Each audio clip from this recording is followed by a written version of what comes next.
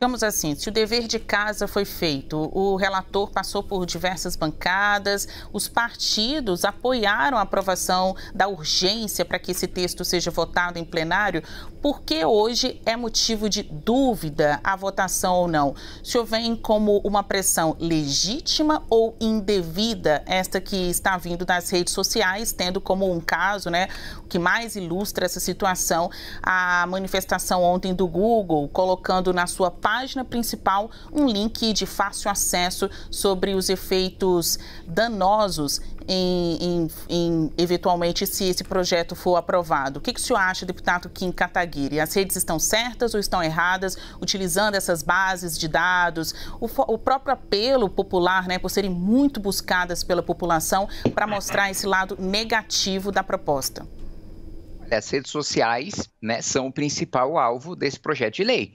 Se você, que é o alvo de um projeto de lei, não pode se manifestar, não pode manifestar a sua opinião em relação a isso, inclusive fazendo sugestões ao texto do projeto, a gente não vive numa democracia. Todos os veículos de imprensa que eu conheço se manifestaram e colocaram em horário nobre posicionamentos, seja editoriais, seja reportagens enviesadas, a favor da aprovação do texto do deputado Orlando Silva. Por que as redes sociais, que são o objeto da regulamentação, não poderiam se manifestar? E segundo, já houve a comprovação de que não teve a utilização do algoritmo de nenhum indexador, de nenhum buscador e nem de nenhuma rede social para privilegiar, né, as buscas em relação a textos contrários ao projeto de lei. O que houve é a divulgação de um link na página do Google com seu posicionamento institucional, coisa que absolutamente todos os veículos de imprensa têm feito ostensivamente há mais de um ano. Eu acompanho a discussão dessa matéria desde que a gente derrotou essa urgência na legislatura passada. Então, o que você tem hoje é um abuso de autoridade, eventualmente até criminoso, por parte de autoridades públicas como o ministro Flávio Dino, de querer utilizar, por exemplo, a Secretaria do Consumidor para perseguir empresas que estão simplesmente colocando seu posicionamento. O que há de errado de um setor que está sendo diretamente afetado por uma legislação opinar sobre essa legislação? Isso é querer calar aqueles que são o objeto da legislação, né? Isso é absolutamente inaceitável. Deputado Boulos, certas ou erradas, as redes sociais estão agindo de maneira legítima ou indevida nessa pressão, nessa divulgação de informações contra a aprovação do PL das fake news? Porque a gente vê que nas últimas semanas houve muita movimentação ali na política dentro do Congresso Nacional. Então, teve a aprovação da urgência do texto, teve discussão com as bases, os grupos políticos, várias alterações no texto foram feitas, mas hoje, terça-feira, dia da votação, é dúvida. Olha, Basília, eu acho muito difícil que alguém consiga defender como legítimo uma tentativa de publicação no Twitter que não foi concluída porque criticava a posição das big techs, das corporações em relação a projetos. Foi feito ao vivo aqui na CNN pela sua colega Daniela Lima. Uma coisa é pressão social, todos têm o direito de fazer pressão social. Aliás, a Meta veio aqui, o Google veio aqui, o TikTok veio aqui. No meu gabinete, onde eu estou gravando essa entrevista, conversar comigo, como devem ter conversado com o deputado Kim Kataguiri, como devem ter conversado com os outros 500 e tantos deputados aqui da casa. Isso é uma pressão legítima. Buscar o diálogo, colocar o seu ponto de vista.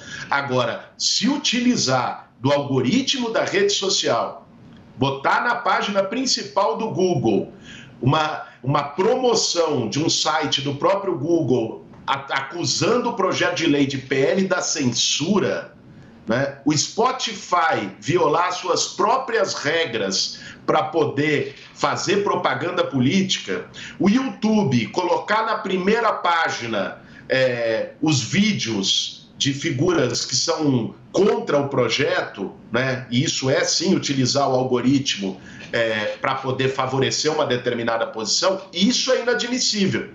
Aliás, isso mostra a necessidade e a urgência de se aprovar essa lei, porque essas corporações não têm nenhum tipo de controle externo, se comportam como executivo, legislativo e judiciário da internet ao mesmo tempo. E vamos falar no português claro aqui, Basília, o que está em jogo é dinheiro. Para elas, o que está em jogo é dinheiro.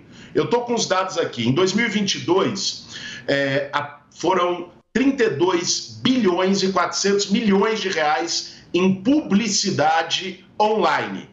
Isso foi quase o triplo de todos os outros recursos de publicidade no Brasil, né? Seja em televisão, em jornal impresso, o que quer que seja.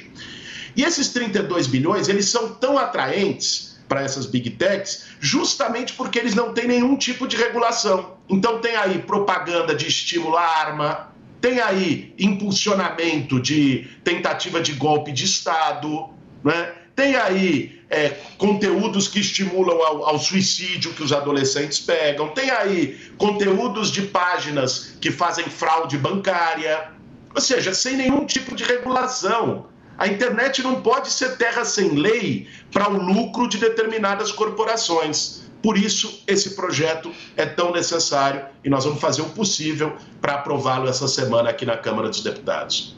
Daqui a pouco vai ter entrevista no Ministério da Justiça sobre algumas medidas que o governo federal vai adotar depois da publicação ontem feita pelo Google. Hoje mais cedo, aqui no Live CNN, quem está acompanhando as informações pela CNN, soube primeiro que o governo vai abrir um processo administrativo sancionatório, um tipo de processo de investigação contra essas empresas por meio da Secretaria Nacional do Consumidor. Eu perguntei para fontes do Ministério no que isso pode dar. Pode resultar na aplicação de multa a estas empresas. Uma outra informação complementar que a gente está trazendo na programação da CNN Brasil também indica que o governo vai cobrar as plataformas, cobrar o Google a publicar o outro lado, né?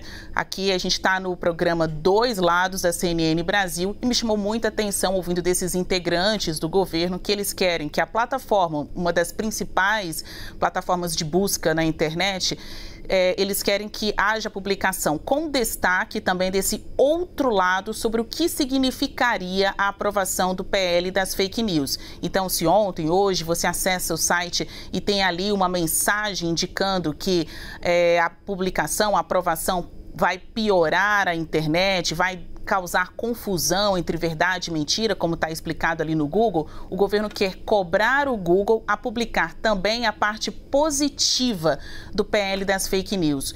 Qual a avaliação dos senhores destas medidas que vão ser anunciadas hoje pelo Ministério da Justiça e que a gente aqui na CNN Brasil já antecipou alguns pontos? Deputado Kim Kataguiri. Eu acho uma medida absolutamente autoritária, porque sempre que um jornal divulga um editorial com a sua opinião, ele nunca foi obrigado, e nem acho que deva ser obrigado, a publicar um posicionamento contrário. A gente, por exemplo, na legislatura passada, votou vantagem tributária para veículos de comunicação em relação à sua folha de pagamento, né? Que prejudicaram todos os outros setores da economia da sociedade para beneficiar os veículos de imprensa. Todos os veículos de imprensa foram unânimes em defender o posicionamento que tira dinheiro do imposto do mais pobre para dar um privilégio tributário para veículos de comunicação. Todos soltaram editoriais a favor do projeto e apenas mostrando os pontos positivos dos projetos para os veículos de comunicação. Ou seja, os veículos de comunicação vão ser obrigados, nos seus editoriais, a colocar contrapontos? Eu acho que não, porque a própria natureza do editorial, ela é de dar a opinião do jornal. Se a própria natureza de você colocar um link num site como o Google é dar a opinião do Google. Por que você seria obrigado, né? Isso não é um processo penal em que você é obrigado a colocar a manifestação de todas as partes, cada um é livre para se manifestar na rede e no veículo de comunicação que bem entender. Em relação ao investimento em publicidade nas redes sociais, esse é um ponto que eu concordo com o deputado Guilherme Boulos, é sobre dinheiro, e é sobre dinheiro que grandes veículos de comunicação têm perdido, dada a democratização da informação, das publicações, que foi proporcionada pelas redes sociais. Agora, há um desconhecimento também por parte do deputado Boulos em relação ao Código de Defesa do Consumidor. Hoje, nem rede social, nem veículo de comunicação é corresponsável ou tem responsabilidade solidária sobre aquilo que é propagandeado nas suas redes. Se a gente vai criar essa obrigação para as redes sociais, pois muito bem, Vamos mudar o Código de Defesa do Consumidor e colocar que os veículos de comunicação também são responsáveis por aquilo que é propagandeado dentro da sua grade horária. Pessoal, esse daqui é o meu canal de cortes, tem muito conteúdo aqui que você não encontra no canal principal, então eu peço que você se inscreva no canal, deixe o seu joinha e clica no sininho também para você sempre receber as notificações.